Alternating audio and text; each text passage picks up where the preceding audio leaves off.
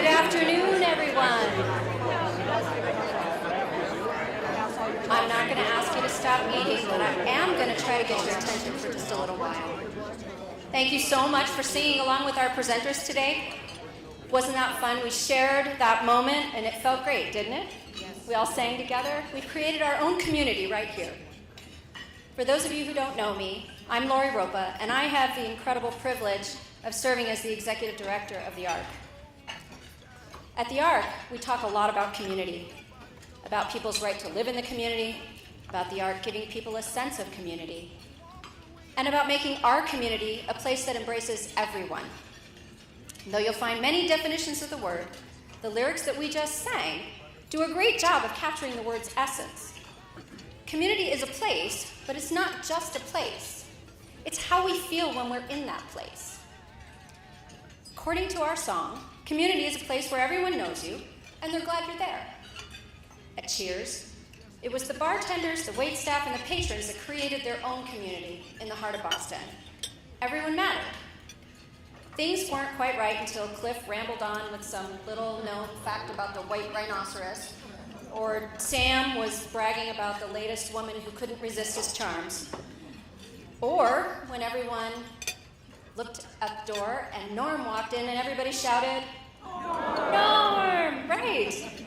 Each character, though far from perfect, had a really important role to play, and they were all essential. It's really what made Cheers a community. But the reality of today is that people with autism, cerebral palsy, Down syndrome, and other intellectual and developmental disabilities are not living in a world that embodies that sense of community. Although we no longer institutionalize people because they have some specific diagnosis, and words like feeble-minded and retarded are completely unacceptable, the value of people with disabilities is still not recognized everywhere. An extreme illustration of my point is the news story that broke this summer about the near eradication of Down syndrome in Iceland. After reading multiple news reports, it became clear that in Iceland, the culture doesn't value people with Down syndrome, and consequently, people with Down syndrome are no longer part of their community. What a terrible loss. It's devastating. Colorado is not Iceland, by any means. But as a state, we still struggle to demonstrate that people with disabilities are valued. And one of the ways in which states typically do that is through funding necessary supports. The state of Colorado currently ranks 47th in fiscal effort to support the needs of people with intellectual and developmental disabilities. Yes, that's 47 out of 51. Just ahead of Alabama, Texas, Florida, and Nevada. In our world, insufficient funding means reduced access to essential services, like the personal care needed to assist someone who uses a wheelchair to get out of bed in the morning, their transportation to get to work or to appointments, and therapies that can be life-changing. It means waiting lists with long delays that come with very real consequences. Without our state putting our money where our mouth is, we will never successfully, fully be able to include people with disabilities in our community. And fiscal effort is just one factor. There are many other challenges that people with disabilities have to truly be part of our community. Outdated perceptions, ignorance, fear, and indifference, all of these play a part.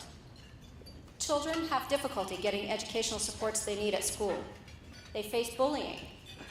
Sometimes, teachers and administrators underestimate them. Adults have difficulty getting appropriate medical care, finding housing, or jobs. Many are not even accorded the respect they deserve to make personal decisions, like where to live and with whom, what to eat, and what to wear. Preconceived notions of people's abilities drive all of these scenarios. Over the last 60 years, the ARC has been there, a driving force in the disability rights movement, with a focus on building an inclusive community. Through direct advocacy, we empower individuals and their families to understand their rights, find their voices, and challenge the perceptions of people in this community. We give people the information and confidence necessary to ask for and get what they need. And at the same time, we educate the people who work in those systems so that each subsequent person's needs are better understood and more easily met. Yet as the number of advocacy requests in their complexity continues to increase, we are challenged to be able to keep up. We stand alongside people and often fight long, drawn-out battles over basic needs like medical care, having a safe place to live, or access to an appropriate education. If it were you, how many people could you say that you could fight for? 10? 20? Maybe 50? What about 150 or 200? Our entire 3-county area is covered by 5 full-time advocates and 1 part-time advocate. And last year alone, our 5.5 advocates provided guidance and support to nearly 1,000 individuals with disabilities and countless other family members.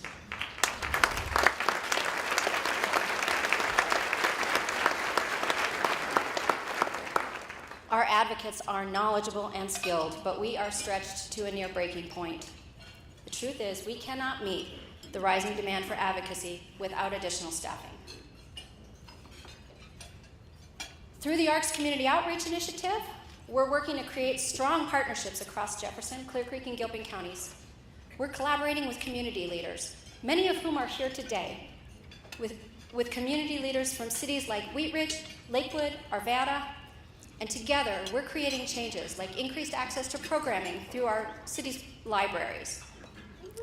The ARC's involvement in projects such as the City of Arvada's new Holistic Health and Wellness Park has ensured that this wonderful new outdoor space will be truly accessible to every member of our community. This work is real, tangible, and it's making a difference, though we are limited in what we can do simply because the program is currently unfunded. Our hope and our vision is to expand all of this important work in the next year, which will only be possible if new resources become available. A true community is where life happens. By supporting the ARC through your participation today, you are partners with us in creating a real community for us all. A place where friendships are made, where learning happens, where people live and work, where they fall in love and get married. It's a place where we laugh together and we cry together. It's a place where people are interdependent, not independent. The power of community is indisputable. Together, we are stronger, smarter, and more compassionate. We are imperfect and essential, all of us. May the power of community sustain us, for as we nurture our community, it will surely nurture us. Thank you.